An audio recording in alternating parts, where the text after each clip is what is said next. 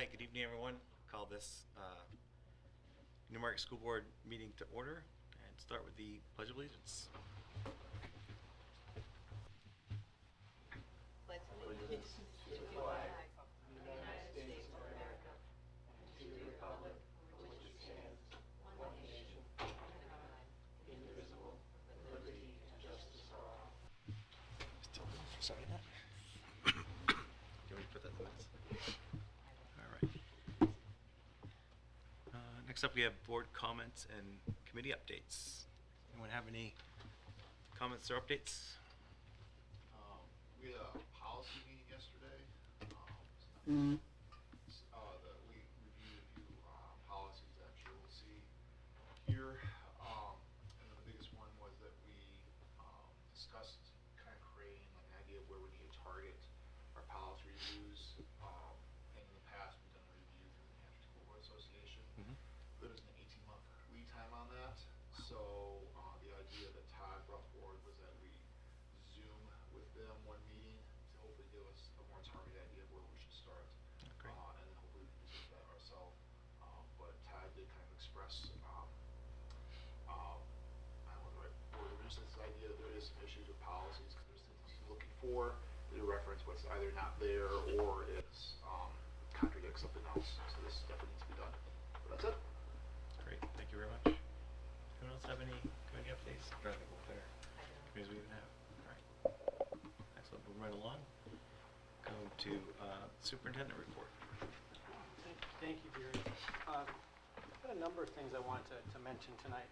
First off, I did want to acknowledge, and actually it's wonderful to have members of the NSSA here, because yesterday was National Education Support Professionals Day, so congratulations on having a day celebrating it, so thank you. So I did want to acknowledge that. So that's wonderful. So that's one thing I wanted to bring up. I did want to talk a little bit about school safety. Earlier this week, I'm sure a lot of people saw in the news, there was a number of, thankfully turned out to be hoax threats on schools across the Northeast. In fact, I think ultimately there were 11 schools impacted by it across Maine. For a very brief few moments on Tuesday morning, we thought it was a real thing, and I think for a lot of school people it hit close to home. And I did want to just acknowledge that every time something like this happens, it causes us internally to take a look at how we manage things and what we're doing. And I did want to just take a moment to say how incredibly thankful I am that we have such a responsive police department.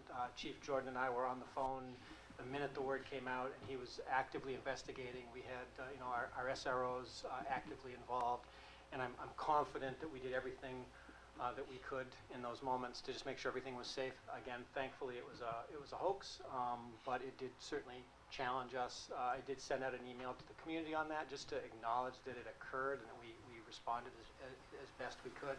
One of my biggest challenges in situations like that is communication, and it's like how much do you share and when do you share it, and obviously if you share false information, that's not helping. So I acknowledge that it can be challenging in situations like that, but I feel very confident that internally our school system really handled it the way it needed to be done. So thank you to everybody for that. Can I ask a question on that? I'm sorry to interrupt in the middle, but I mean, it's very unfortunate, but it turned out to be a good experience for us to learn from. Did we learn any significant well, I think we're in the process. We're in the process of learning on it. I think one of the challenges was the nature and how the threats came into schools. They came through police dispatch, so it was hard to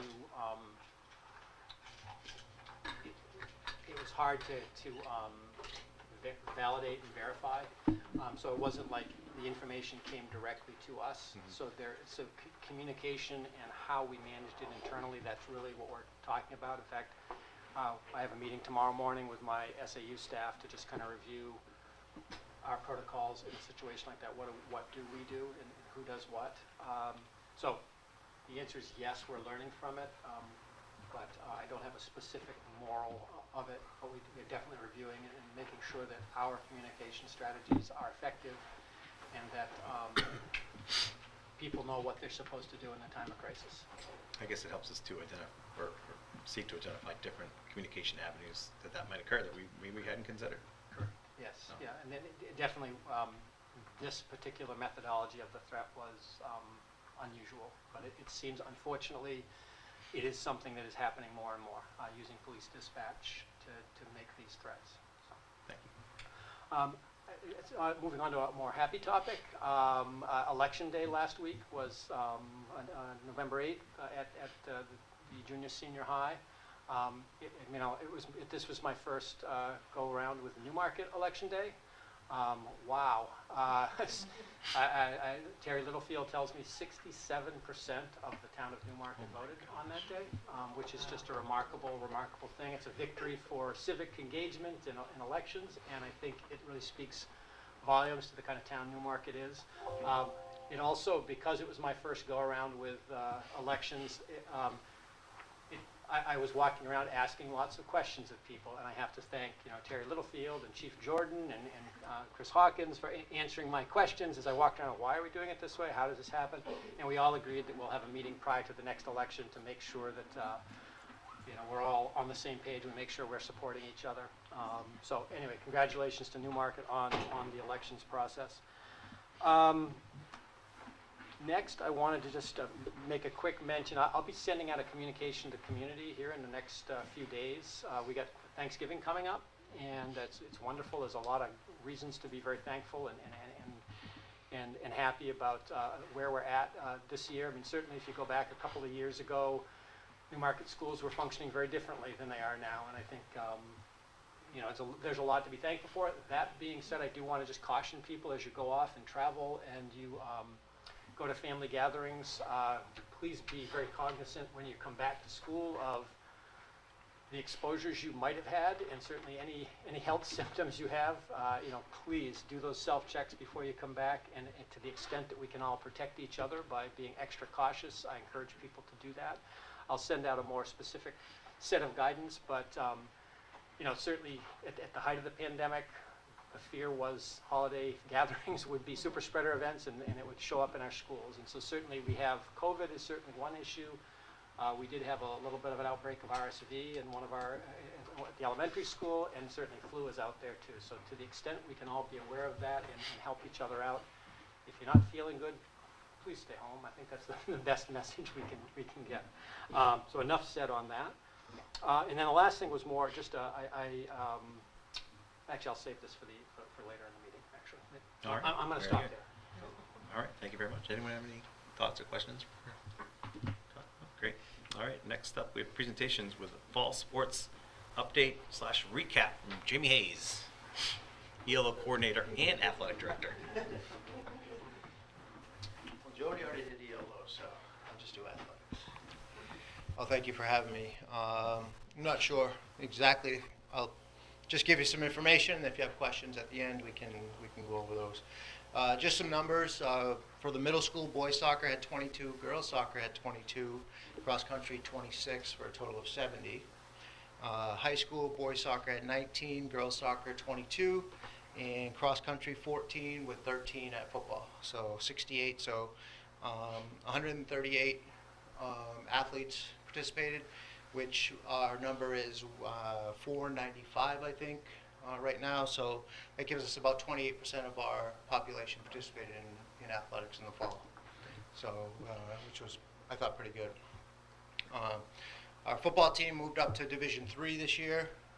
We tried to, the combined enrollments of the two schools put us in Division III. We tried to petition down to stay in Division IV. We were denied the petition, so we ended up in Division III, did much better than we thought. We went 3-6, and we lost pretty much our whole offense from last year, so that was pretty impressive. And one of the games they only lost by 2, so much better than in the past when we had played Division III. So and the numbers were great. We had 13, and Epping had 20-something. So great numbers. I think last year we had about 21, 22 combined. So hopefully that's. And I know we have good interest in the middle school playing with the Renegades program in Epping, Raymond, and Newmarket combined. So should be successful there. A couple of the highlights from some of our student athletes. Jordan Espo was named the MVP of the football team, overall MVP and the offensive MVP. So one a Newmarket player. We also had a couple other Newmarket athletes that were given awards between the JV and the varsity team as well. But second year in a row, a Newmarket player has been the overall MVP of the Epping Newmarket team. So thought that was great. Division IV girls soccer championship again, back to back. So that was great. They graduated, I think, 10 or 11 seniors last year, and brought in a very new team, and the girls stepped up, did a great job. Coach Dawson always does a great job. He was Coach of the Year this year for Division IV, so very impressive there. Granite State Conference Girls Cross Country Championship for the 5th time in a row. So since 2018 all the way through now, with the exception of 2020 when they didn't run it. So very impressive there again. And then continuing with cross country, we had 2 athletes go to the Meet of Champions, which is the overall Division III. If you place in the top 20, or if your team is in the top 5 or 7, you advance. And so we had 2 placed in the top 20. Jaron LeBranch and Alana Hagan both made that meet. The Meet of Champions meet, which is all of New Hampshire Divisions 1, 2, and 3. And then from that meet, Alana Hagan advanced to the New England Championships. She finished 15th at the Meet of Champions in all divisions. She's a junior, and so it's the first time we've had someone since 1990, 32 years, go to New England. So very impressive there. She was on that relay team last spring. She was on the relay team and went to nationals. Yep. So she's gathering some interest from her from cross country and track for some colleges. She's piquing some interest there. So look forward to watching her. She still has a whole nother year. So very impressive. At the all-state level, we had 5 girls and Coach Dawson make the all-state team from a soccer program, and 2 boys from the boys soccer program, and 1 from cross country, Alana. And football, they haven't had their meeting yet, so we don't know about them yet. So that's a general recap. I don't know if you have any questions or anything. Did we have one very exciting signing ceremony earlier? Oh yes. Maggie Moore signed with UNH, her national letter of intent to play women's soccer next year there. And they won the America East Championship this year, so she's going to a very good program. They played Harvard in the NCAAs on Saturday, so very impressive to have her go there. A lot of people talked to me about her this year, and I heard a lot of that's the best player I've seen all year, and stuff like that. So very impressive on her part.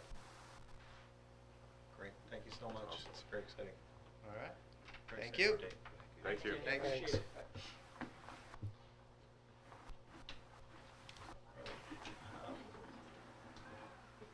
So there are discussion items. There are 4.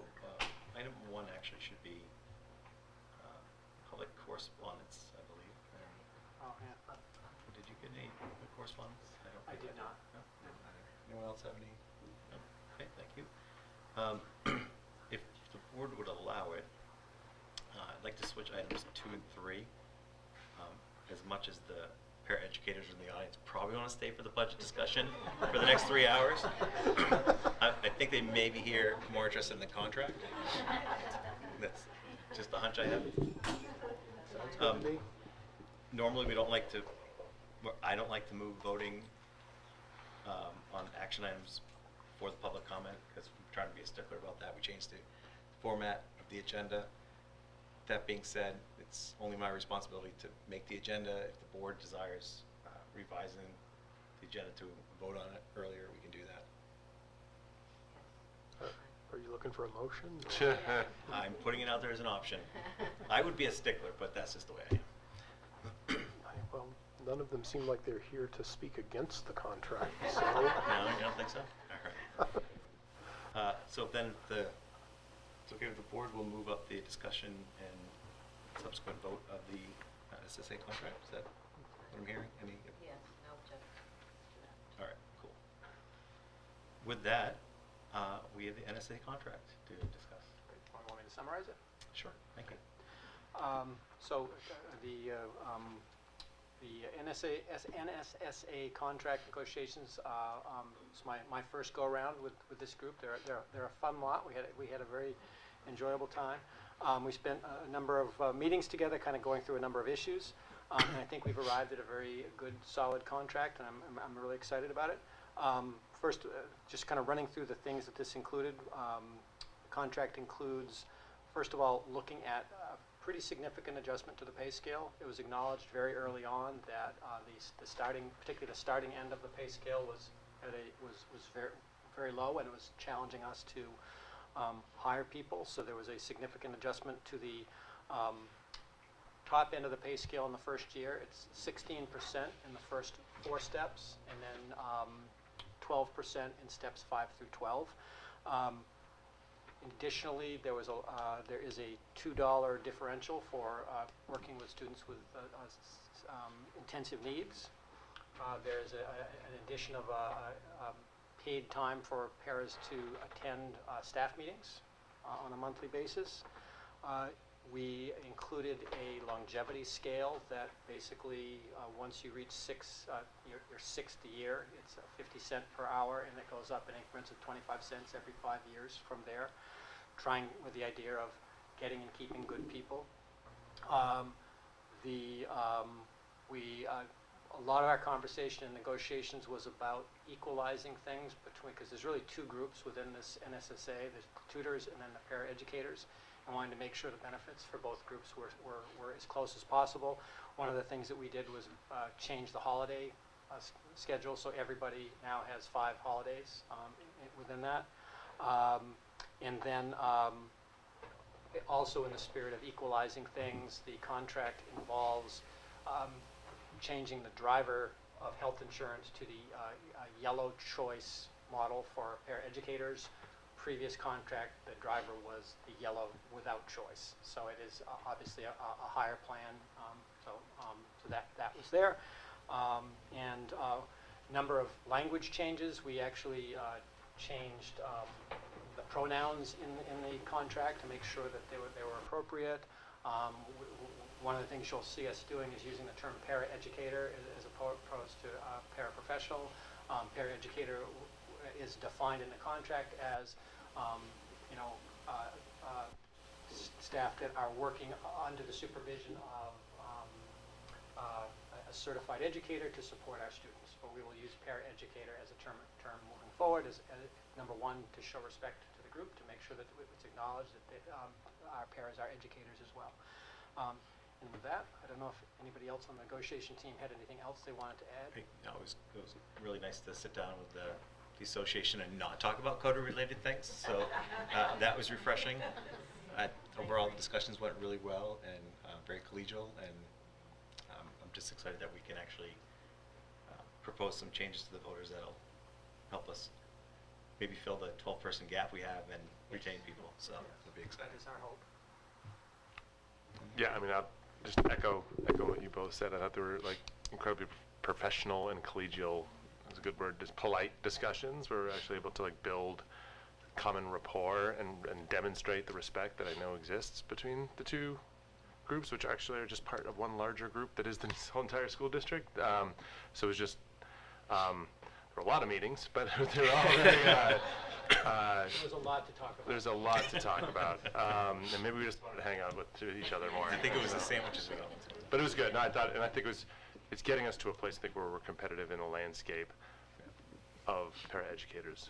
Yeah, and actually, thank you for saying that, because I do think it's important. That was one of the things we recognized early on is we have to be competitive with surrounding districts, and if somebody's making a choice to be a paraeducator anywhere, obviously, if we're not competitive salary-wise, it's going to be hard for us to attract and keep good people. Absolutely. Does anyone else on the board have any questions? Contract thoughts? No. All right. I was going to move public comment up too, but I won't. That's getting overboard since there's no one else here. Let's move on to the vote then. seek a motion to approve the Newmarket Sports Staff Association contract for 2023, 2020 through 2026. Second. All right. Motion and a second. Is there any discussion? No one wants to prolong this for them? All right. With that, all in favor say aye. Aye. Any opposed? No? All right. There we go. Thank you. Thank you. Thank you. Look, budget stuff. Thanks for coming.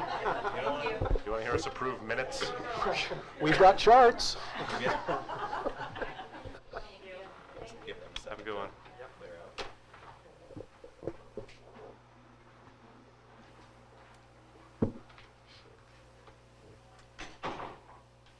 All right. And Jenna, would you like to talk about budgets or window safety film first? At your pleasure. Whatever works for the board. Why don't we just talk about window safety film and get that done with first? Right. Since I think that may be a shorter conversation. So we were fortunate enough to be awarded, we applied for 4 projects under the SAFE grant. We were fortunate enough, and I spoke about that the last time, to be awarded 2 of them.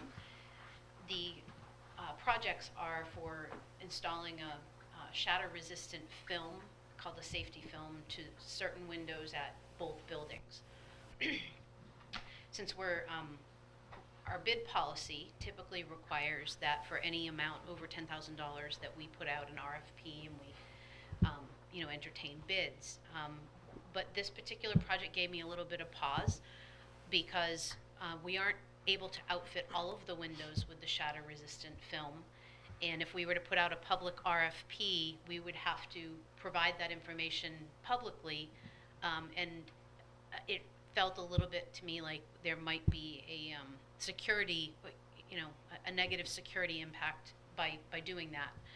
So I looked at the bid policy, and unfortunately we don't have a contingency in there. We have certain exceptions, but we don't have an exception for projects that might cause a security concern, such as installing a new security feature or system, to bypass or waive the bid policy. So I proposed to Superintendent Allen that perhaps we bring it to you to see if we might be able to get a waiver of the bid policy, even though the reason I'm asking for it is not one of our standard 5. It feels to me like it's counterproductive to put that information out there. So I was respectfully asking the board if they would consider a waiver in this particular case of the $10,000 bid policy so that we can go with a single source vendor, contain our information to that one vendor. And we did discuss this yesterday at policy. I don't know if did you want to add anything, Andrew? No, I when you explained to me, I think, especially in this situation, about how it's very reasonable on the security and the wider discussion when you have about that policy. I'm not quite sure that question right now is we have the wider policy question, but it makes sense to me. So. Yeah, I don't know, I'm kind of torn because I feel like I understand the idea and it makes sense, but I'm also thinking realistically, is someone gonna go back and look at RFPs? And sadly, in this day and age, we may need to be that contemplative, but. I have a question. So if an RFP is for anything that's sensitive or, in this nature where we don't want people to know what windows the film's being placed on, I mean, there has to be some type of way that you have to provide all that information. Well, public. it's our policy, right? So we can change the Right. policy. I I see. mean- So you're saying like in the document, don't provide all of that? Yeah. There may be a way to do that, but the problem you run into with an RFP is if you're not very specific about what you're looking for in the RFP, you get people bidding on things in a different way. And then you really can't compare apples to apples. Without having, we would have to open it up for anybody to come and do a walkthrough to try and align that. We already have had a vendor in the building who has viewed it and priced it and done all of that as preparation for the grant. So we just felt it made sense to minimize the number of entities that are involved in looking at that because of the sensitive nature. Do you have a ballpark for what the RFP might return? I mean, are we talking? The cost? Yeah, the cost-wise. It's a little over 9,000 at the elementary school, and it's over 30,000, just approximately 30,000 at the high school. Is there, And how much was the grant for that particular project? 100% 100%. of those two projects so far, and we have two more that they're supposed to announce later on this week. We haven't heard on those yet. is there a way you can put the bidders under NDA that would get us comfortable? Or? I don't know. That would be a question for the attorney. I don't know how, because we do have the right to know law, and I don't know that we can require that people, I just don't know. There are Okay. too many competitive disclosure laws to make me comfortable with an answer to that. I know it seems minor, but I just hate to start changing policies for, not that this is not. Or we'd waive it, not change it, right? Waive it, Can I- yeah, Just waive it thank for you. this. Can I tell you the way I approached it last night? It was just me, so I was very uncomfortable. I say this is more about my opinion than anything else. But in this situation where it's covered by the grant and it's not impacting taxpayers, I was saying, this situation I think is very reasonable. I think there needs to be a wider discussion about the policy about when security happens, and I think that's when we need to talk about like the issues you're bringing up, because I do feel the same way. I'm just not quite sure that this is, in this situation, the hill that I'm willing to die on. So. Oh, well, We're gonna have to wait closely. I'm sorry. I'm sorry. So- Watch your metaphors there. Yeah. I hear what you're saying about grants, although grant money is somewhat tax money. Well, Right. it's It is our tax ultimately, money. yeah. Ultimately, it is, right? So, but in the grand scheme of things, percentage-wise, $39,000, like, Yeah, to I- then buy us time to, but I with agree. like, I guess the sort of like caveat of like, okay, like, let's waive it for this, just so we can get through this, with the caveat of, we need to look at the policy, and maybe talk to surrounding communities, or like LEAs, or like around like what their recommendations are. Like, how do police departments go out and like, for, Yeah, that's a like, great point. like for, Wow. without competitive bidding, right? Like, I think there's some research that could happen, some due diligence, for us to like edit the policy. Yeah, I Knowing mean, right now we have this in I mean, front to of be us. frank, the policy's there for fraud, right? Yeah. So, and the amount of money you're talking about, yeah, chances of fraud is pretty low, right? So, and even if, I shouldn't even say that, but it's pretty low, so I think you're right, that given the amount of money, it's, But like, we could be doing some high dollar value things in the future for security. oh, we totally should That like, just we have a probably should have some discussion. understanding. Absolutely, absolutely, no question And about I that. do think it's important to know, because Jenna already mentioned, we're talking about a vendor that we have worked with and we have faith and trust in, and they've actually been working with us all along as we submitted the grant request and so forth. So we're not talking about a wild card entity. We're talking about somebody that we have worked with and trust. That's good, good point too, thank you very much. Any other discussion on that? You don't have any vacations planned in the near future, right? No, sadly no. The one I tried to take, I got Christmas Day, sick. you need their Veterans Day off. She's got Thanksgiving coming up. Yeah. All right. we'll I bank mean, on that. I would just say, let's not lose the thought about checking with the attorneys on whether we can do this under NDA, though, because that, Oh, absolutely, it's a great idea. We can definitely do that. All right, with that, let's move on to 2023-23 budget discussions. I'm going to say that's 2023-2024. Yeah. Yeah, 23, 24, yeah. 23, 20. It's a very short budget. Yeah, it's supposed to be 23, 24. There's actually a lot of documentation that you've had shared with you. I do want to just upfront say I apologize that we didn't get the budget narrative to you until midday yesterday. I do want to acknowledge a couple of things. One thing was the adequacy aid numbers came in at what time was it on Tuesday? Like 4:30? Like 4:30 on the 15th. Yeah. So we were thinking they said they'll get them to us on Tuesday. So Jana was doing some wild, mad calculations at the last minute. So that certainly slowed us down, and wanting to get all the information right and wanting to get all of this pulled together. So So anyway, so this document that's in front of you is the budget narrative, which we would, with your approval, be using to present the budget to the Budget Committee. I guess my thought would be this information that's in the budget narrative is largely what we presented to you at the budget workshop on October 21.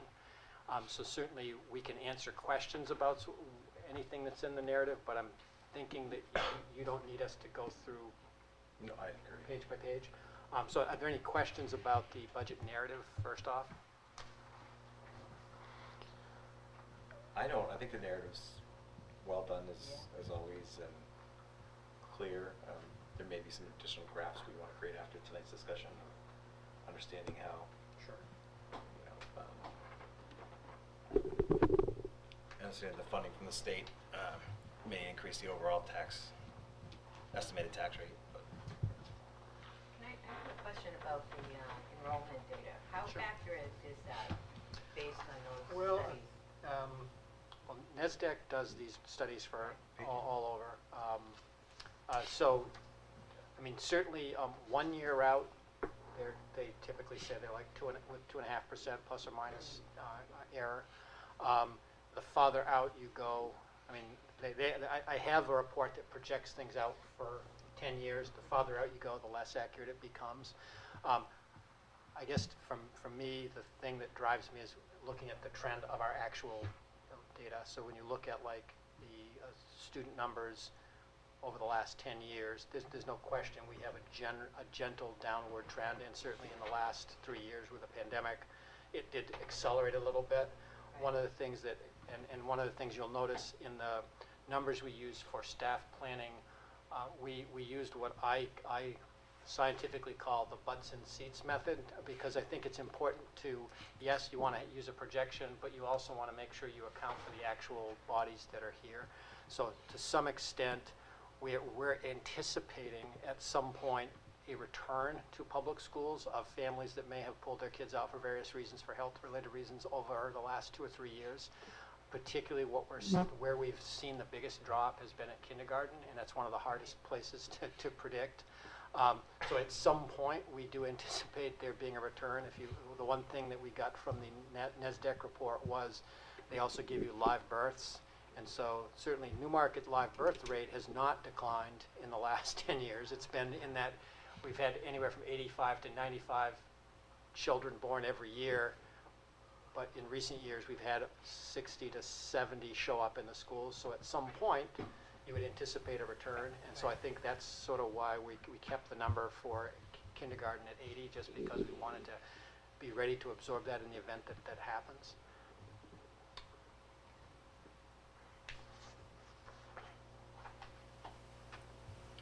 Any other thoughts, questions on the narrative? Obviously, there's a lot more to talk about, but I think to me, just to kind of cut to the chase on summarizing this, I mean, I think in the end, we are putting forward a budget that is a 3.9% increase over last year's, and in a climate where inflation is running at 8.5%. So I think the 3.9 that we're doing is very much a flat, if not slight decline budget, if you would. So we're as an administrative team, we're very comfortable with where we're at. I would just put that on the table, and I would say that the process we followed, as we talked about in the budget workshop, we very much went through every line of the budget and made sure that we were only requesting what we felt was needed to run the schools, and I think we have created a budget that does that.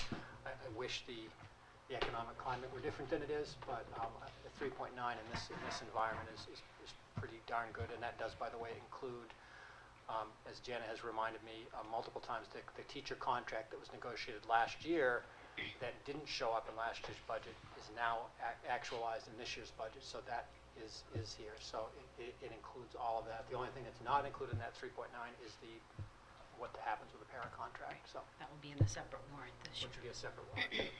Do you know, just off the top of your head, of the 3.9%, how much is related to the teacher's contract, the guaranteed It increase? was 497,000 if I'm, almost 500, yeah, So if I'm not 5.50 mistaken. cents.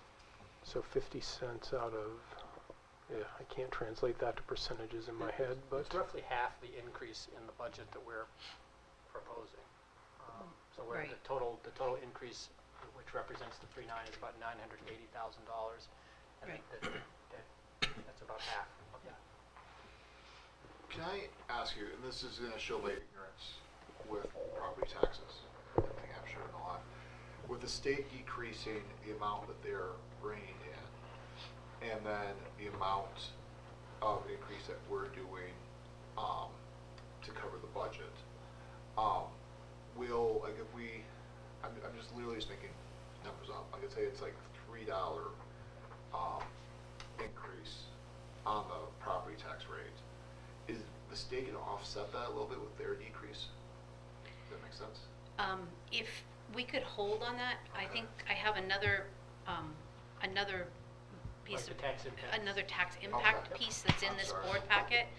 No, it's a good question, but I think it will be helpful if if we can go through it with that document, because I do have some charts in there that kind of explain, and we can kind of walk through it a little bit easier with actual numbers, so. Do you want to just step to walking through that? I think so, because I really think, think that's where we're at, I yeah. think as a Yeah. board, you guys already understand this budget very well. We've talked about it a lot. I think the issue is, I think you're nailing it, Andrew, the issue is tax impact, trying to get a handle on what that is. Yeah, and before we talk about the more difficult subject, I just wanna say how much I've enjoyed this process. I don't think it's enjoy the budget process is words you can put together in a sentence, but as, this year, I have enjoyed getting to know the administration and also understanding the budget a lot more than I have in the past, so thank you for everyone involved. Yeah, definitely very appreciative and, what's the word I'm looking for? Just overly, I guess, impressed by like how thorough you guys are and how kind of line by line you think about things and think, can we get rid of this? Can we get rid of that? It wasn't like we said, okay, we gave X 10,000 last year, so we're gonna give them 10,000 this year. Is what does X need to do X's job? I don't know if X can be both a person and a line item in the budget, but you get the point. And I was impressed by that. It was very, very methodical. Well, I do want to acknowledge very much so. Obviously, this is my first rodeo here in Newmarket, and Janet, it really has been an incredible assist to me to understand things. I've come into her office with cockamamie ideas throughout this process, and she's helped me actualize. And okay, Todd, well, this is what we can really talk. So it has been very helpful to me too. So I thank you for that. So I do think it makes so kind of segue to the next report. I think you want to jump into the tax impact concept because I Sure. really think that's Yeah, kind of could where you we're at. just lead me to the right document to open? It's a memo.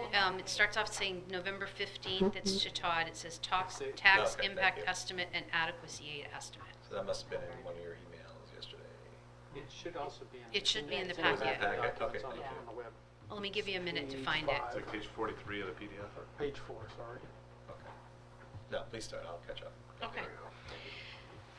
So, every year, as you know, on our warrant, we put on an estimated tax impact figure for all of our articles.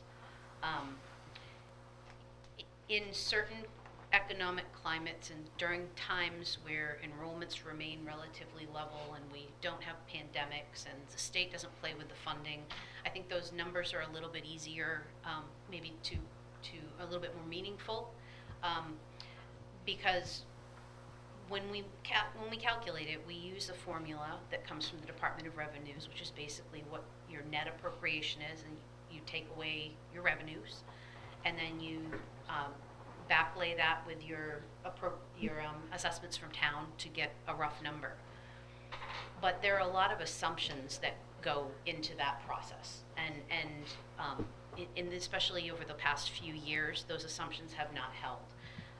So, for example, when we calculate the tax impact, we assume that every dollar of that appropriation gets spent. That very, very rarely happens. We also assume that the revenues stay exactly as we predict, and as you know, that doesn't happen either. We assume that enrollment of students remains exactly the same because that's what our adequacy is based on. Our free and reduced remains exactly the same, and All of these things go into that estimate. So it's a very rough estimate. In fact, Department of Revenue actually does not recommend putting tax impact on a ballot. Lots of towns do. And I think it does have meaning, but I just, whenever we look at this, just to give you the back, to give you a pause, that this is the best information we have to calculate out a year from today with the information that we only have now. So against that backdrop, we had a couple things in play, and those of you who've been on the board for the past year, and even some of the newer members, in my quarterly reports, when we would get certain batches of state funding that was one time, I would preface it and tell you what it was about, but I also would say this one-time funding from the state will reduce the tax impact in 22-23, but unless it's memorialized in future legislation, that automatically means an optical increase because you've artificially lowered what your tax obligation is in 22-23. And we had several things that artificially lowered this tax rate. And just to give you just an idea, last year on the ballot, we predicted that the total tax increase for both the teachers' article and our operating budget was going to be $2.16 increase. The actual increase when tax rate was set was 18 cents. So when you artificially lower this year, even with a normal growth vector, next year's tax rate looks like a double increase because you artificially lowered 22-23, and then when you go to 23-24, you have to, you basically are making up for that difference. You look like you have a question, Phil. So, because I'm looking at the numbers, right? So the 216 actually, the effective though, because of the artificial, well-intentioned, but artificial one-time only lowering felt like 18 cents. So this year, in reality, it was 18 cents on the school tax. That was the reality. We estimated that in order to continue to operate at the operating level that was approved in that budget, plus changes in this year's, which is 216, and this year is 307, right? Is the estimate. Effectively, a taxpayer is going to be feeling a $5 hit on the tax rate. Yes or no? well, I think it's 307. 307. Does that? That includes the making up of the difference, and I'll go into the math. Okay, so on that 307. So it's actually the 307 is the 216 plus $1. Right. Not. Right. It's 216 right. plus 307. So okay. Right. You just made me feel like a million. Yeah. No. Yeah, 'cause we, just to, kind of going back to the budget narrative, we did reduce a number of things. This budget reflects the reduction of 2 professional staff through attrition. It reflects the reduction of unfilled paraprofessional positions. So there's many hundreds of thousands of dollars removed that adjusts. That adjusts that, yeah. Like so that's. It was just my incorrect reading of this because I knew that we removed a bunch, and I'm like, they're going to feel a $5 increase on that. Okay. So basically, the 307, and I wrote it in this document, the increase of that, very little of that, a small portion of that actually has to do with our budget.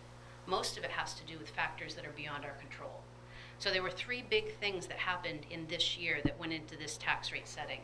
The first was the state of New Hampshire gave us a 7.5% contribution for New Hampshire retirement for teachers. That amounted to about $176,000 that we didn't have to raise and appropriate locally, even though we budgeted for it. So that piece, there's that. Then they voted to reduce the adequacy aid is made up of 2 components. One is the net education tax, and that is the stuff that comes from the state. It's raised from things like lottery, tobacco tax, not based on property tax. So that piece comes from the state. The second component of our adequacy aid is a state mandated amount that is raised and appropriated locally, but contributes to our school. So that piece does rely on taxes. So what the state did this year is they decided instead of they reduced the state obligation for the SWEP, that we call it, the statewide education property tax, by $100 million. And they said, we're going to do that to provide some tax relief to all of the communities in New Hampshire. So what they did is they took that $100 million reduction, they split it out based on whatever their formula was. That amounted to about $565,000 of revenue this year that the state supplemented from the lottery or from the other places that we didn't have to raise and appropriate based off property taxes like we would have in the past. So now we have the 176, we have 566,000, and then there's one more component. Overall, our adequacy aid dropped by almost $200,000. So you add those three things together, and right out of the gate, you've got $895,000 without us raising one penny of our budget that was not formally raised in this tax thing that's baked into that 18-cent increase that we didn't have to raise here. But unless they memorialize these programs or these changes, next year those go away. So, can I ask, so the SWEP funding is state money we collect, Yep. that's collected by the town, Collected by the town through taxation of property, and it's given to the school. it's given to the school. So that $200,000 basically was moved out of the tax or will be moved out of the tax collection or the tax rate of the town. Well, there's actually two things that go. Are they both going to be? 565, I think, But I thought part of that was before I not- quote it, I've got it written here. $566,000 in a normal year, in this year, we would have had to raise and appropriate locally from taxation to meet the requirements of SWEPT. The state gave us $566,000 to offset that. So that meant that we didn't have to raise as much locally in taxes. It doesn't mean that the obligation went away. It just means that they gave us a temporary breather on doing it here. Then in addition to that, the overall adequacy aid dropped by $200,000. The so whole we're talking thing. $700,000 is not being collected by the town, but has to be collected by us. So the town's Yes. tax rate's going to go down. Except for whatever No, the no, rate no, goes no, up. no, No. no. No, This is state money she's talking yeah. Yeah. Oh, I'm yeah, sorry. State. The town collect. about. The town collects for us. Okay. Yeah, yeah. There's three things. There's a town, there's the state that gets collected locally, and there's a school. In the county, but the Oh, county's okay, tiny. okay, okay. Yeah. And the school. The total number of those numbers, the total of that collection, it maybe where it's collected shifts, but it's still going to be the same total. No, No. that isn't exactly it. So we get like three sources of money from, broadly speaking. There's the local tax rate. Yeah. That's what the voters approve for us. Or the way they don't approve the rate, they approve the total budget. Yeah. And that is actually the piece that falls out of the math, because the voters approve a total dollar amount that we're allowed to spend, period. That's the budget. Then you start deducting things. You deduct federal aid from that. You deduct state aid from that. You deduct your other grants and revenues that don't come from taxation. Whatever is left is what you have to raise from local property taxes, and that happens in two different pieces. The state says, thou shalt put on your tax bill a state education tax rate of X per thousand. So that is one bucket of local education funding, if you will, and it's just called state because the state mandates it. The money never leaves town. No. We But at the collect end it of and the it day, stays the here. Total tax bill. It's part of it, Still yes. there, Yeah. Then whatever is left after you've deducted everything else is what we raise through the local education tax rate. Part of what Jana was saying, and it's an important point, the state money that we get comes in two forms. One of it is that state mandated tax rate that is local tax money. It's just split out differently on the tax bill for reasons. The other is money that has nothing to do with property taxes. Like Janice said, it comes from the lottery or corporate taxes or the liquor stores or wherever it comes from. That we don't have to raise through local taxation, and that's the piece that they artificially bumped up in the current tax year that we're in right now, which meant that you could lower the property tax rate by that aggregate amount. See that? Yeah. That's a Right, wonderful right, chart. yeah.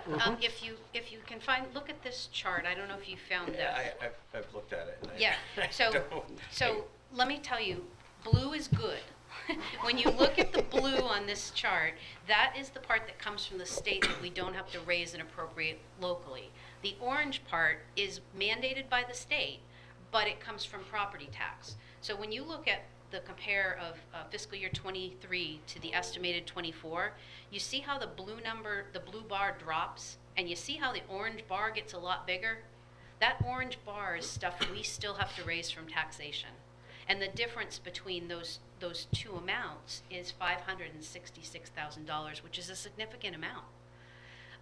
So while it's great that they offered the tax relief, and I at the time we did talk about it, and I said this is how that's going to play out, but I wish I could say that we were the only community that's going to be facing this, but I think you're going to be seeing this widespread across the state, and as everybody grapples with how do you come back from an artificially lower tax rate? Well, if you stay even on your normal trajectory, it means a double increase in the next year. So buying down the tax rate's really a good idea, right? Like What's that? buying down the tax rate, using general fund money to lower the tax rate artificially is never a good idea, even at a local level. No, right? no, because it leads to the peaks and the valleys. Yeah. Like our goal is to knock the tops off the valleys and cut the knock the tops off the mountains and cut the bottoms out of the valleys, right? We try and, that's our goal, to minimize the impact of our budget on the tax rate. And what the state did is they made that very, very difficult to do in light of the fact that we set a budget a year in advance, and adequacy aid and all the things that they do comes in after that process is done. So that 1.973, whatever, like that state swept. yep. When I look at my tax bill, or anyone looks at their tax Mhm. bill, there's That's like the the town state- portion, the school portion, and the state school There's portion. actually 4 parts. There's What's the fourth? there's the town, Yeah. there's the county. County, that's right, sorry. I'm always, Yep, there's forget there's about the county. state education, and then there's local education. so those this are is the part of 4. that state education number. That is the state education. So when we say 3.9% increase, that's of the local one. Does that incorporate this? 3.9% is our budget. Right. Our budget from last year A budget. to. Okay, that's just the budget, That's yeah. just our So this is expenditure. revenue, sorry. That's I'm actually bringing the the only revenue part side of of the the picture. tax increase that we can control, is Right. our budget. Yeah, 'cause I do think that is the challenge here, because I think we, as I said earlier, I think we've done a very responsible job of getting to the 3.9. The trouble is, as Janice pointed out, there are all these things that we can't control for, and the revenue side of the equation, particularly state, is the kind of the wild card. Yeah. And so when you get into that conversation about tax impact, you're comparing year over year, and with all of these windfalls, if you Right. will, factored in, the 216 increase became an 18-cent increase. Right. The likelihood is next year we're not going to get that level of windfall. I would point out, and Jen is going to talk about this more. We're talking about an estimate here, and it's just as likely to be less. In fact, I want to compliment Jenna, because her strategy in calculating this impact is the most conservative, worst case scenario kind of mentality. So if you look at the history in Newmarket in terms of tax rate setting, generally speaking, when we estimate it, it's lower than what we estimate. And I think, given the assumptions Janice built in, it's very likely to be less than that impact. I think it's, to keep everything the same, those things never stay static budget year to budget year. But to be responsible, all we can do is calculate based on what we know right now and what we have right now. I don't anticipate that the actual impact will be $3.07. I really don't. But I can't tell you how much below that it will be, because it depends on so many different factors, and we're so far out, and so much of the state's funding impacts us.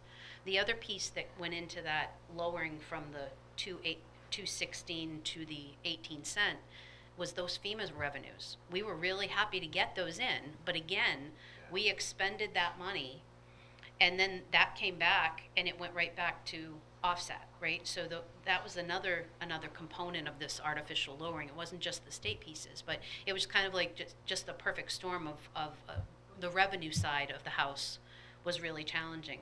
As far as our expenditure budget, we came in pretty close to what we'd asked for last year. We did return some, but not a whole lot. The biggest piece of what went back kind of was revenues that came in and additional state adequacy funding. So, to be the bad guy, bottom line this, you're talking an estimated, very conservative estimate of $3.07 plus a school increase of, what was it again, 1.1? No, So- that's it. The So 307 is the whole everything. thing. Oh, that includes That's the everything. shoot and match. Yeah. That's the shoot and match. Para contract, Oh, it's hair contract, but that's separate, yeah. Yeah. separate Which warrant. I've estimated that will be, and again, I've got to check numbers, but just early estimates, that's a 29 cent. Because when we were looking at our negotiating, we have to align our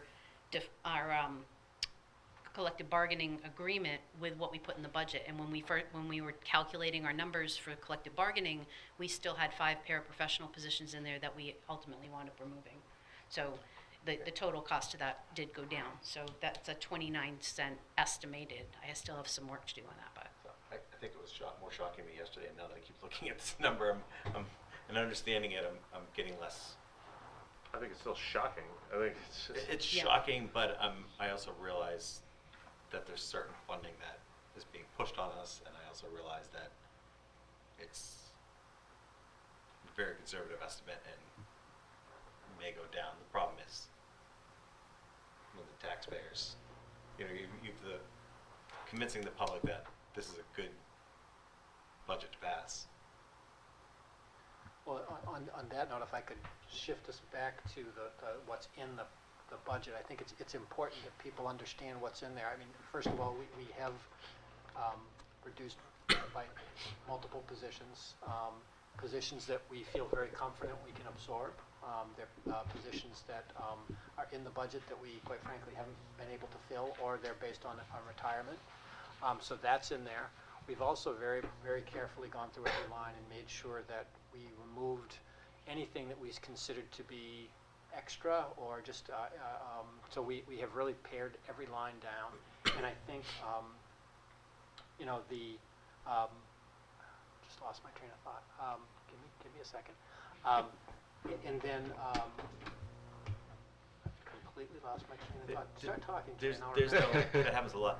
There's no hesitation in my mind to tell the taxpayer this is the most conservative school budget we could do, and that there are no. See? You All want I me had to do to, was you want me to forget now? Go, finish Most your people pitch. fall Yeah, asleep. I got it, I got it. That this is like the most conservative budget we could do. The problems we really run into is selling it to the taxpayer of what the possible worst case scenario is, and two, ensuring or educating that if they didn't do this and went through the default, that it would be devastating to the school. So let's go back to your point. My thought, I wanted to also acknowledge that the other thing that has been done in this budget is negotiating the contracts with all of our service providers to keep the rates at the current rates. I mean, I think it's important to note that there was a lot of work done by Janet and her team to do that. I think, you know, we have also looked to negotiate energy is a major cost driver, and there's been a lot of effort to try to make sure that we're not getting hit with major spikes. So we have longer term contracts there that we're able to. We actually locked in, we bid that collectively with the town. That's one of the things that we do. And we actually locked in for a 2-year rate, the electric rate. So what you're seeing in the newspaper about Eversource going up by 40%, that's not us. Oh, We're, wow. we're in a good place. So I'd love it to be lower, and next time I hope it will. But we're at about 19.9 cents as opposed to what you're seeing in the papers There's no with the 40. question you guys have done everything you could do, and there's, unless you want to start losing programs for kids, there's nothing really there's nowhere to go. You know? So, can I offer a version of that? Absolutely. I would say it's not the most conservative it could get, but I don't think the town would have the palate for what the most conservative you could get. It would Okay. become draconian The cuts most for conservative kids. while still giving the level The- of service that the kids Right, because someone could come in here and say, You're like, right. you could get $1 million right now, Oh, but yeah, it of would course. actually, it would have programmatic impacts on like the lives of children. Or you're putting a I- significant risk that we wouldn't be able to fund our entire year. Right, and I don't Absolutely. think, like, when I consider the budget cycle as a whole, and where we are with the vision of the graduate, and with the accrediting body, that, like, I don't think November, halfway through November, is like, for us to go in and be like, oh, you gotta cut out this % now, like, it is gonna be like, where can we just find the space for it in the budget, and it's just not gonna be comfortable, and it's gonna end up in impacts on kids, right? Because we're not gonna change the model, or like the block schedules, or things that could potentially result in maybe structural change to allow for savings on November 16th, 17th, whatever. I do think there's an opportunity through the conversation about vision of a graduate and what do we want our schools to look like, and like what innovations do we want to bring here of how we structure the system, that there might also be like the ability to create a more a financial model that doesn't see 2-3% increases year after year. And I recognize this is a weird year because of COVID and inflation and everything else. I think that if there's an opportunity to have a conversation about how we ensure strong education and long-term financial stability or sustainability, this is not the time to have that conversation. It is the ongoing conversations about the future of our schools that the vision of government of our graduate and the accrediting body can help us. I appreciate that. And I think like all of us do, I always think about the impact this is going to have on my family, but also like on my neighbor, especially the ones that have more of a fixed income than perhaps that we're lucky enough to have. My concern is kind of piggyback what Phil is saying, that if we do decide to make cuts, we've eliminated any like possibility of innovation and like change in the future. I think we're in a really exciting place as a district with possibilities, but they just need the resources to make those decisions, us to help them and support them along that way. And I feel like changing this drastically will eliminate any of those possibilities. Yeah, and I don't even think this budget has really any innovations built in. It's just Yeah. trying to get us through stable, I continue mean, what we the started. biggest innovations, I would say, are, and we do have an HR consultant Which built is in here, which we have all discussed it, the value of that. You know, clearly, salaries have to adjust to keep up with inflation, so, but there isn't any, there's no new programming, no Yeah, no I mean- new anything. Yeah, maybe, I'm sorry, maybe better words, it's holding pattern to get to that point. Yeah. And I would just say too, I mean, in terms of moving forward, our strategy on any vacancy is going to be to ask, is this position needed as it's currently structured? If no, is there another need that this position could be repurposed to do? And if the answer is no to that, then we don't fill that position because there isn't a need for it. So I think over time, you will start to see, I think to Phil's point, the restructuring, it's the kind of thing that needs to happen over time, not in a sudden make the change now kind of thing. Proactively, purposefully, an achievement of a vision for the community, not what anything we could do here today to this budget would be reactive to just functionally bring a tax rate down. Which is like, I don't want to see the tax rate go up. I certainly don't. yeah. But like, and I certainly have like friends and neighbors and I'm like, this is going to like impact the, but with, I mean, we have a responsibility to the community and the children. So what I think I hear the board saying is, as much as we don't like it, some of this is out of our control, and the budget that we're proposing is what we want it to be. So we're kind of stuck moving forward, so we need to, one, figure out how we educate the voters that when they see this, they don't have a harsh reaction that it is not thought out, and two, understand what the default budget is, because if a voter does see this and says, well, I'm going back to the default budget, we have to educate them about how catastrophic that would be. The numbers, like the tax impact and like those revenue numbers that JLO was talking about, like, I feel like that's hard to wrap your head around. It's something that we really need to find a way to simply explain. Yep. Because that is like a linchpin in this whole thing. I think it's that, but I also think it's how do we get to the masses? Because I know there's probably tens of thousands of people watching us right now. Tens of ones, right? 220. 220, that was just our video, yeah. But no, the reality is, you get 1,000 people voting. I don't think we're gonna get the turnout, unfortunately, that we did before for this last cycle. Which was Local great. elections, yeah. Yeah, but you get 1,000 people vote, how are we gonna get out to those 1,000 people and say, hey, we've looked at it, this is as bare bones as we can go without sacrificing these kids, this is out of our control, and this is why it's changing. I mean, it's gonna hurt, there's no question, it's gonna hurt, my family, it's gonna hurt people with fixed incomes, there's that little guy who walks his dog that I see that I'm like, what do you do for these people? But I don't know what you can do, unfortunately. They need to go on our site and read this budget. Well, that would help too, yeah, That absolutely. would help a That would lot. help, that would help them Yes. understand it, but Yes, that was I not mean, gonna help them get through that. I know, Yeah. but There's that, and I mean, there is, the math, how we set tax rates is complicated. That's unfortunately unavoidable because it has a lot of moving pieces, but, again, in my head, there's a picture of how we get from,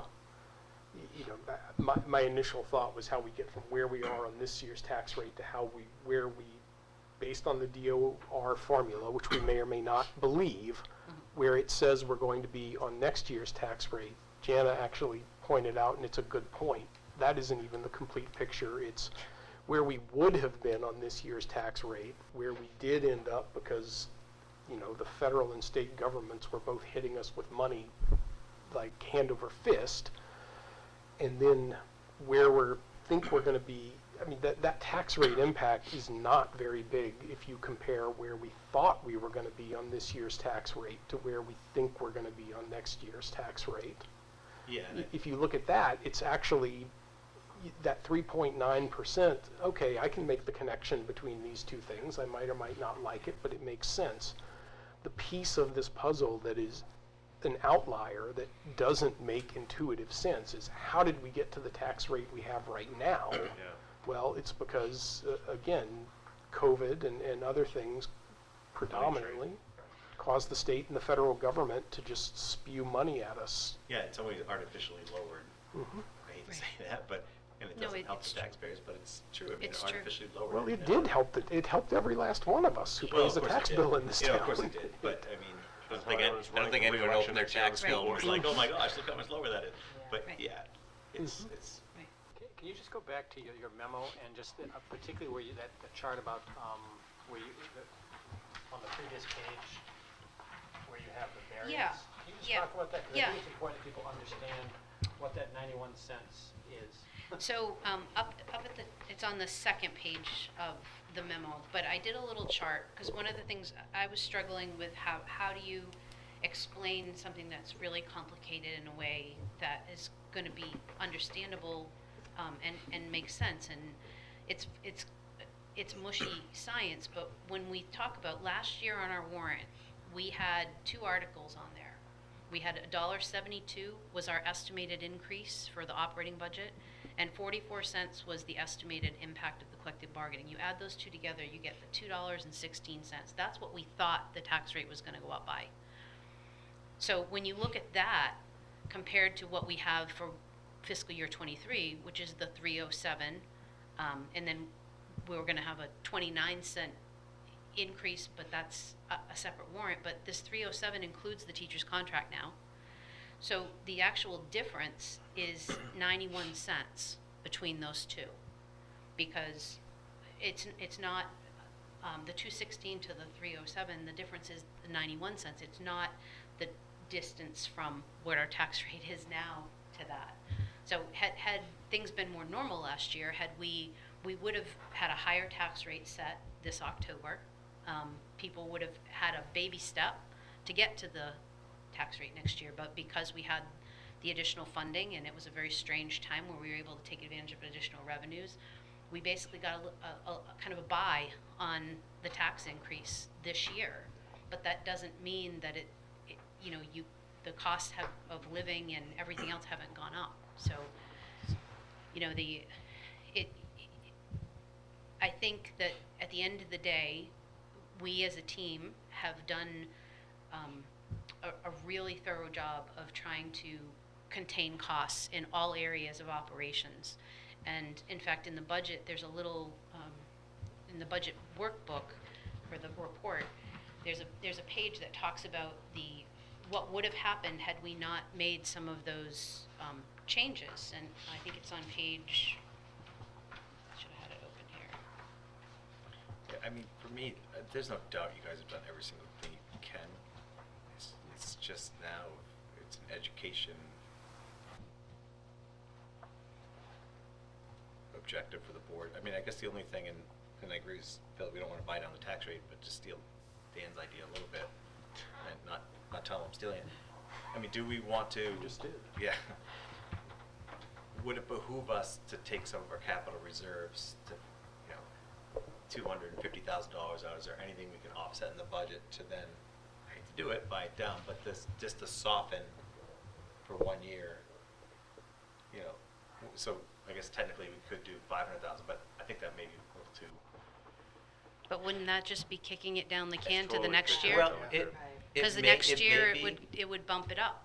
If you you're buy it right. down, it would be bump it up again. So No, you you're just right, but would we bump it down, would the bumping it down be softer, right? So we have a peak here, and maybe not so much here, but if we buy it down a teeny bit and do a teeny bit there, maybe that's a better approach. You're right, it is. It's not the practice we want to do. I mean, But- I think it's a challenge, because when we're talking about our proposed budget, that's all the tax appropriation side, and what the revenue side is what ultimately determines what the tax rate's gonna be.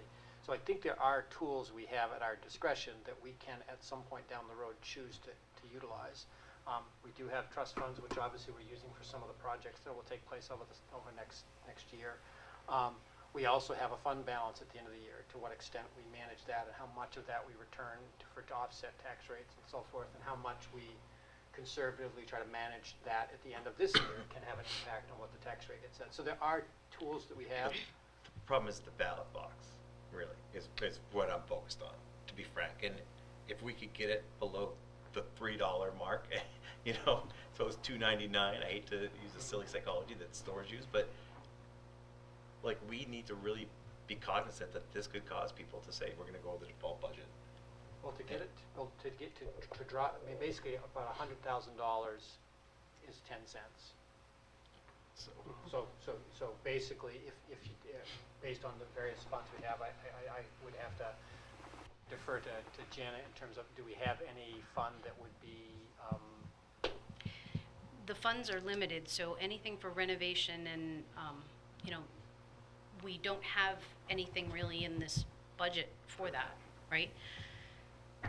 Special education, we have already banked on using some of that because we reduced the expected tuition, saying if we had a move-in, we'll use that. There's a technology fund.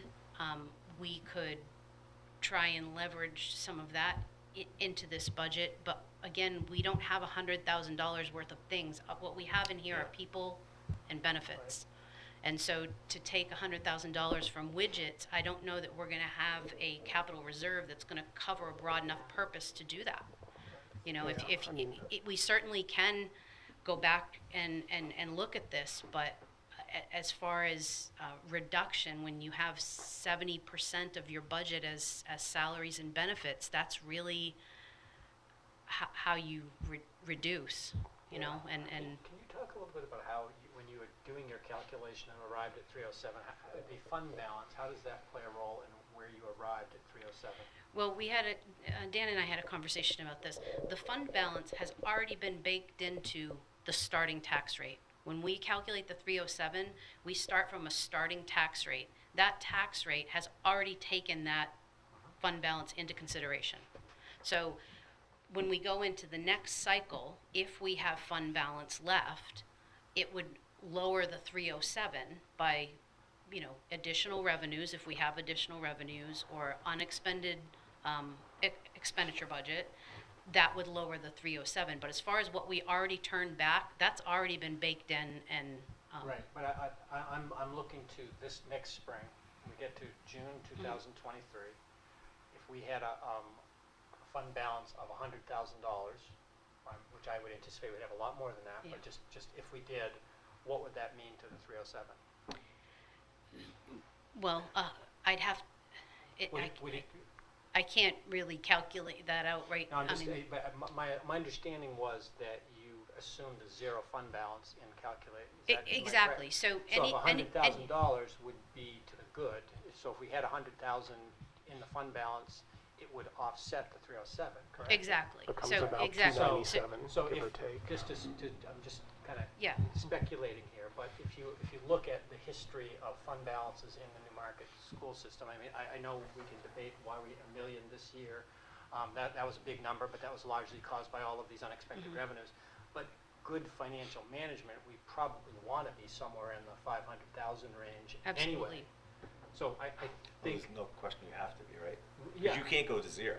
Right. You just No. can't, right? I mean, So my if it's point May and is, you run out of money, you're. my point is there is going to be an element of fund balance at the end of this year that, and how we manage that and what we choose to do as we get to the end of this year in terms of getting us there will offset the 307. So ideally, if we had, again, it's all speculation because everything here is speculation, but if we had a $500,000 fund balance that was returned, that would reduce that 307 by 45 or 50 cents. I mean, this is why, and Jana mentioned it at the beginning, DOER or DOR doesn't even recommend that you put the projected tax rate on the warrant, but we do it, and we've always done it, and you think you have a problem at the ballot box now, try taking it Oh my off. gosh, yeah, then everything would lose. Right. Then you're going to have a huge problem. So we are where we are. It's and back to the idea of the capital reserve funds, I kind of, in my own mind from the beginning, I thought R&M is the only one that's actually a place that you could meaningfully impact this because it's the only thing we're spending meaningful money on in the budget. That said, for the reasons that we just got into, I'm starting to feel like I hate my own idea because let's say the other thing I'd have to ask, I'm not even clear on the mechanism that you bake a drawdown of capital reserve into the budget because all the voters vote on is what we're going to spend, not how we're going to fund it. Mm-hmm.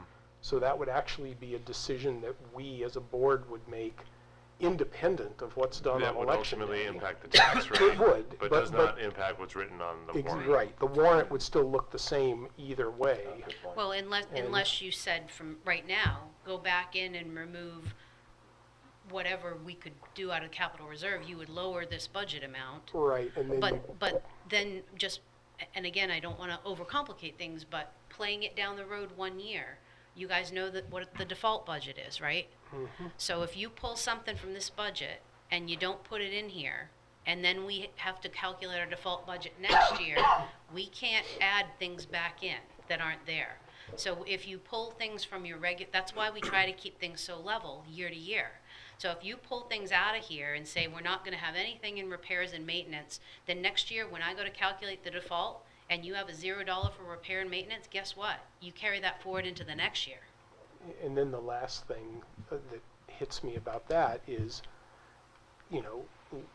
let's imagine for a second, maybe this coming year won't be as fantastic as the one we just ended in terms of unexpected cash coming in from the state and federal government, but let's assume we get something more than we're expecting.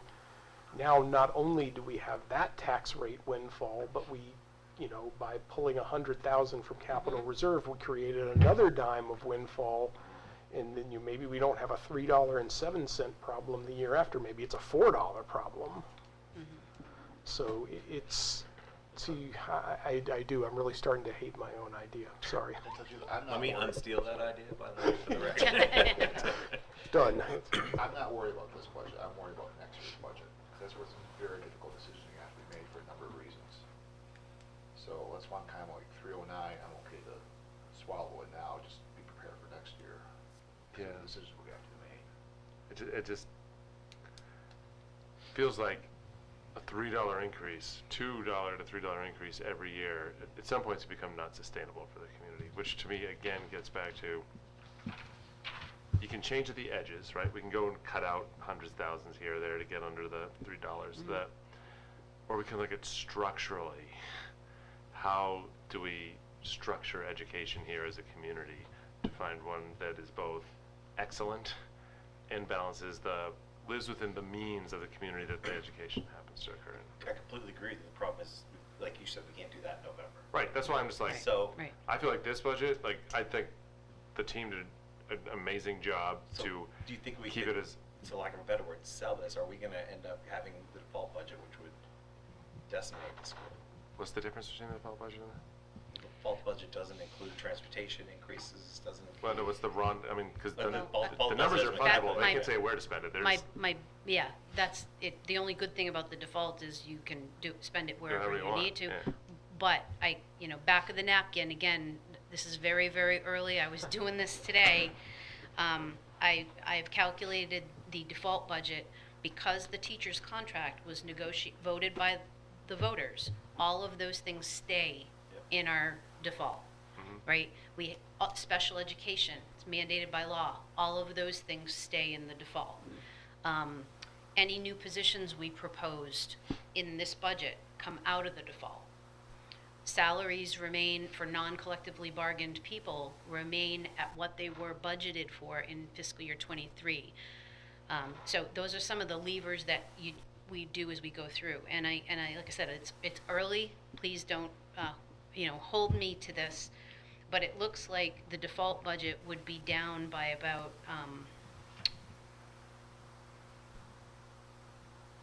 it would be down roughly $700,000 from our proposed budget, which equates to a tax impact of $2.36 as opposed to the $3.07.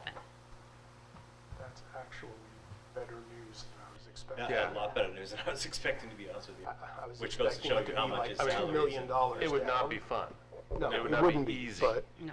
It would not, Well, again, that's very, very, Of very course. early. I have a lot more to do there, but back of the napkin.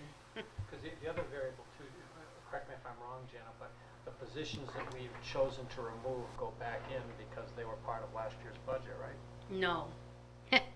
That's Darn. that's You the got a good beauty. idea. The two FTEs we've reduced by, those remain?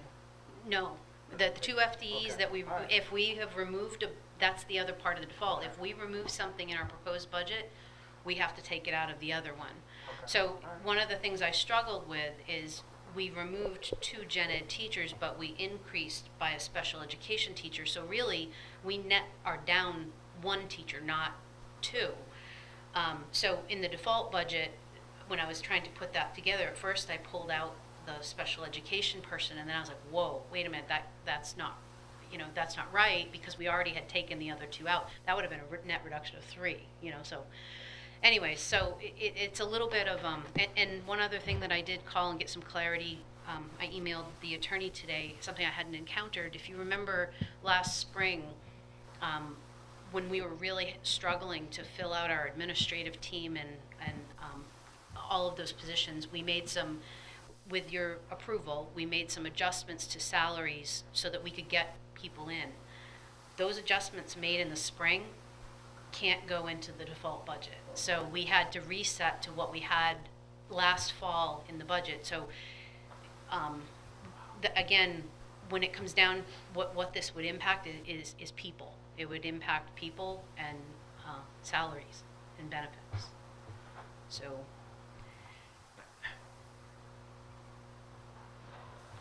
we need to hire a full-time grant writer who's getting money from other areas.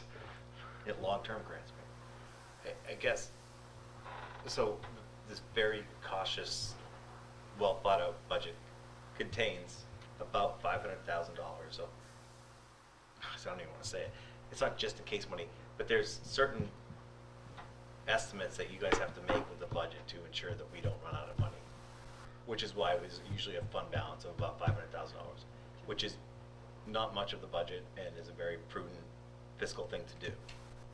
So assuming that,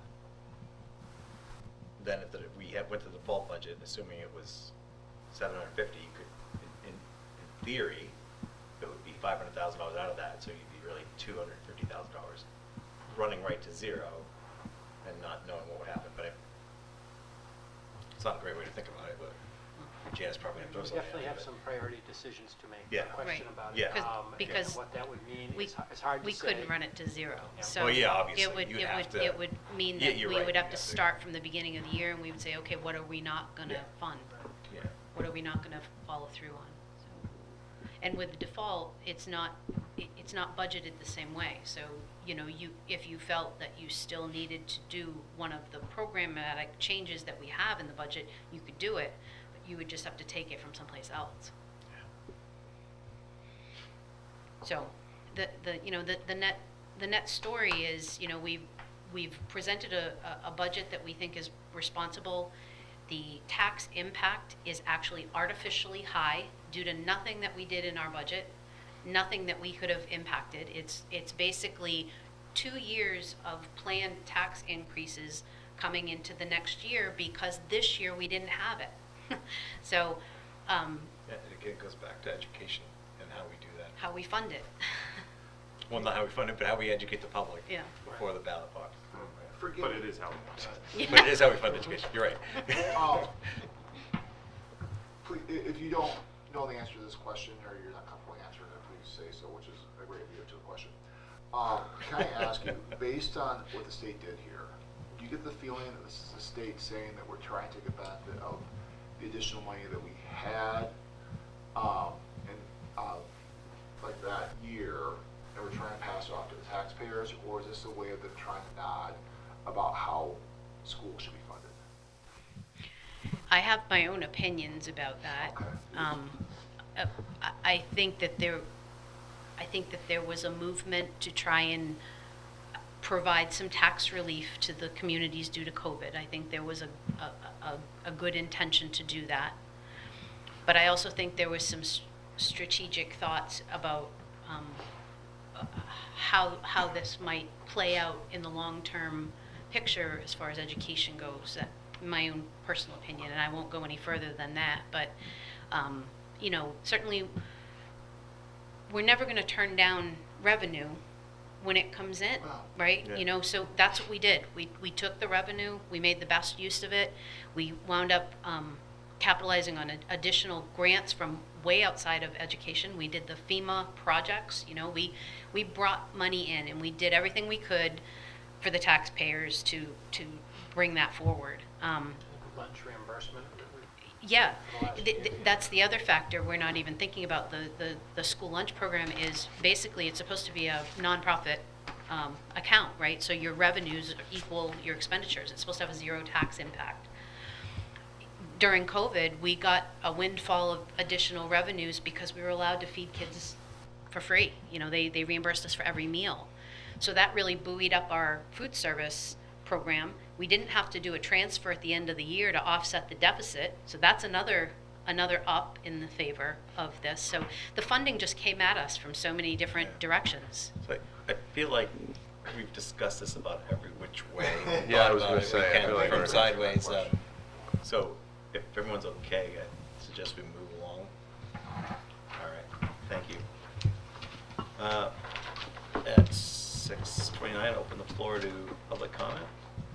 Thanks, Joe. We chased them all Thank you, away. Is there another, I'm sorry, did you have one Just more wanna make discussion sure- item? No, I was The just- warrant was on there. Did you have any? Actually, the draft warrant is in there. In I part didn't of see it on the agenda, but I did see it in here. Well, yeah. it's in the budget materials. And Yeah. again, there's nothing you have to do decision-wise. We just wanted to put it in front of you so you had it. Okay, thank you. You know, obviously, it's absent the specific Right. numbers because we don't have those yet, but Right. just to give you an idea. And there are. I'm just going to close the public, Okay. public comment Okay. at 6:20, 6:30, thank you, not bad. Jana, Can I when ask a does question on the when does the warrant, the filled out warrant go to the budget committee? Isn't that We next can't week? do that until everybody sets the budget. Right. So it would have to be after they have their hearing, right? We would have to have a warrant. We'd have to bring it Sorry, yeah, so, but the proposed budget, our proposed budget going to the budget committee is November next week. 28th. Next week, right? Yeah, Yeah. yep. That's when we have it planned. One thing I do want to mention real quick, Phil, on this warrant, we also were really, put a lot of thought into this as we propose these things for you. So one article that I want to point out to you, the first one is just the election of officers. The second's the operating budget, what you're familiar with. The third is the NSSA collective bargaining agreement. The fourth one is one, if it's defeated, to authorize a meeting. The fifth one I really want to point out to you, because this was another way that we thought of trying to do more with less for the community. We still have about $162,000 in bond interest sitting in our bond fund because we haven't closed it out. So in the past, I think it was 2 years ago, we voted to take $455,000 from that interest, and we did some furniture purchases and different things for the school. So this year we thought about it, rather than, taking it, because we know we need to replenish our capital reserve after we've done these projects, we thought of taking this $162,000 in interest and putting it back into a capital reserve so that we don't have any tax impact to fund that capital reserve fund the way we need to. So that's one of the things we thought about. The next article is kind of to close out a couple of capital reserves that have about $150 in them. They're not funded anymore. And then the last one is to create an insurance and benefits expendable trust. But again, that would be coming from any available fund balance. It wouldn't be taxation. So the only two items that are on this warrant that have a tax impact, that would have a potential tax impact if passed, would be the CBA and the operating budget.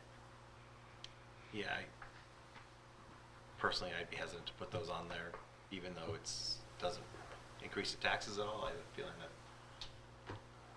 it may not be perceived well by the voters. Yeah, Article 5, the warrant, or Article 5, it's sort of to the point that Phil made last time. A capital reserve fund without a plan is just a piggy bank, and we've got 530 sitting in the school improvement capital reserve fund right now without anything in concrete in mind. I'm sure if you asked any 5 people in the school what they'd like to spend that on, you get 5 valid answers. Well, we actually have the window project is coming out of that. All right, which is roughly? It's about $250. Okay, so there's still I think there's work to be done in the capital improvement plan. I know Dave is working on it, but I think there's absolutely work to be done, and because it's not a piggy bank. It's a what do we need? What is the plan for improvements, and how are we collecting monies to fund that? Frankly, I would like to see the capital reserve probably funded yearly at some amount, because it's saving for an ultimate. It's just that I can't reasonably say whether 162 is the right amount or not.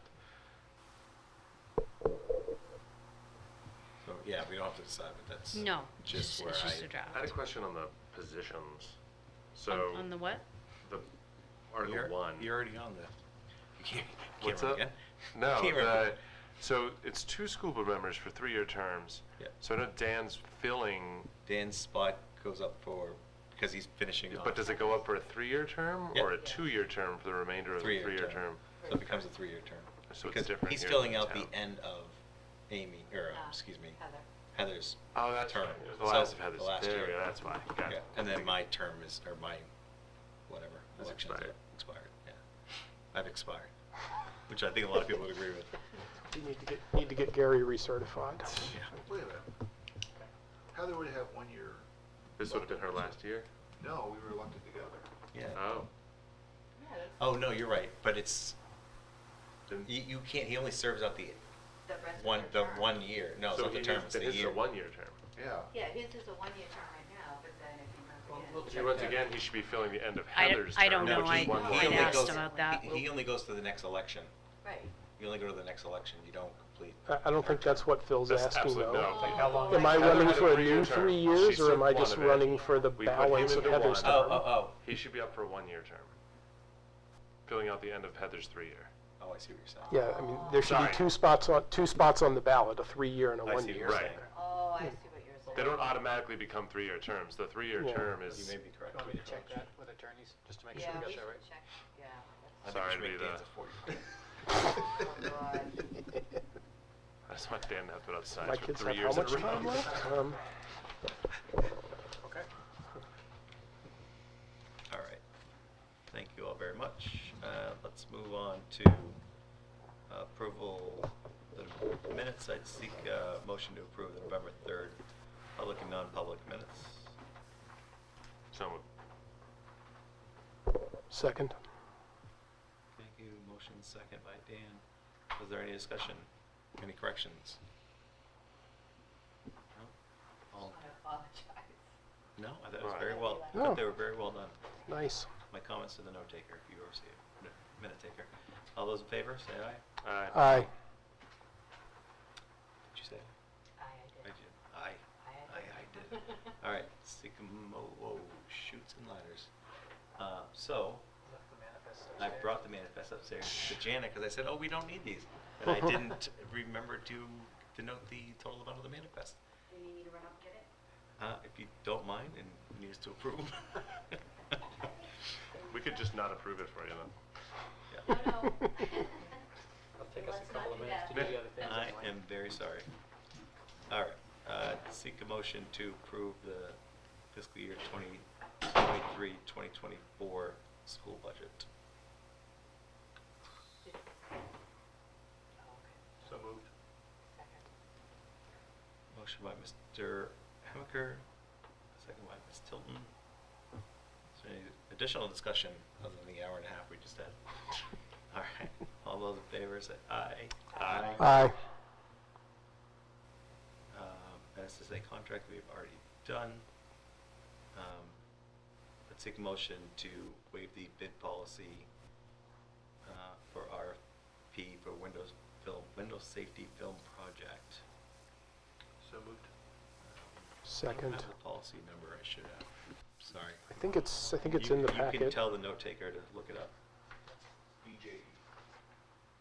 TJE. Thank you very much. I'm sorry. The second was by Dan. Who was Yeah. the motion? Andrew. Andrew. Thank you very Yeah. much. I mean, just in the way of commentary, I'm planning on voting for this, but I do think we need to figure out whether we can do this by NDA as opposed to waiving it's gotta be policy. a better way to do it. Any other discussion? All those in favor, say aye. Aye. Aye. Passes. And I have the donation right here. We're fortunate to get a donation by, I need to, thank you very much. Thank you very much.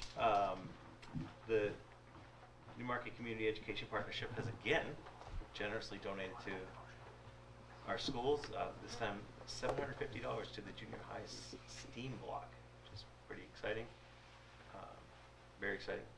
And the Exeter Area Chamber Foundation would like to donate $500 to the junior senior high schools principal fund. What is the principal fund? It's a, It's a fund that the principal has access to for various expenses, such as if a kid doesn't have money for lunch, things like that, or a club needs money for a startup cost, or things of that sort. all right, I'd seek a motion to accept those generous bids, So or moved. donations, excuse me. Second. Amy Tilton was our, any discussion? All in favor, aye. Aye. Does anyone happen to have any manifests they'd like us to approve? Yes, I'd like to make a motion that we approve the manifest in the amount of $360,092.30. Motion over a second? I'll second. Thank you. Any discussion on the manifest? All those in favor say aye. Aye. We do, is there a personnel matter? So I actually would like to, it's not a personnel matter, but I'd like to add one student matter Yeah. of a general nature. So Absolutely. we can do the personnel matters first. We did Judith Hollick. Did vote on the budget? Yes. Okay. You did, Sorry. you did all that work. And you weren't even here. Oh my gosh. Let's do it again. You're good. Channel 13, can we replay that? That's all I want to know. You didn't ask me to Bravo. pass. But, okay, Thank you very much, Jana. Have a great night. Night, Jana. So we did hire Judith Pollock as the learning continuity specialist at elementary school, and actually it's good timing because we have a maternity leave person that's going out, and she's going to be the replacement for that staff member, so that's wonderful. And we did receive a resignation for one of our speech language pathologists at the junior senior high, which accept with regret. And then the student issue, obviously, if you want more specific information, we could do a non-public, but you actually tentatively already approved this about a month ago. I'm sorry, could you accept the resignation of the board? Yeah, I was good. I think technically we do need to. I'm sorry. Yeah, I'd seek a motion to reluctantly accept the resignation of Danielle Jubenville, excuse me, from the board. Any discussion? All those in favor say aye. Aye. All right, thank you very much. And thank you for the catch on that. Thank you. So anyway, the student issue is something I brought up with you about a month ago. I had a family approach me. They were in the process of selling the house. They have a child who's a senior, and for reasons beyond the child's control, there was a need to sell the home and move out of the community. I'd asked you, in theory, if this were to happen, would you tentatively be okay with allowing this child to finish their senior year? They have officially sold their home, and starting after Thanksgiving, they will be living in Dover, but would like their child to finish at Newmarket High School. They will provide transportation and everything. It's just a matter of allowing the child to finish. So I would seek a motion approval from the board to allow this child to. So moved. Second. Thank you. Any discussion? All those in favor say aye. Aye. Any opposed? No. All right, thank you very much. We have to vote on the new staff hire too. Yeah. I think this is September. Actually, they were hired a while back, Okay. and you actually approved. I think this was already approved earlier. Thank you. It's just why it's coming before you now is it took about a month and a half to get the criminal record screening stuff done. It was a very frustrating process, which you and I talked about yesterday. Yeah. All right. Did we need a non-public? I can't recall. I think we said no. I don't have a reason for one. Nothing changed. All right. With that, I would seek a motion to adjourn at 6:43 p.m. So moved. Second. I'm not even going to ask for discussion. All those in favor, say Aye. aye. Aye. We are adjourned. Thank you all very much.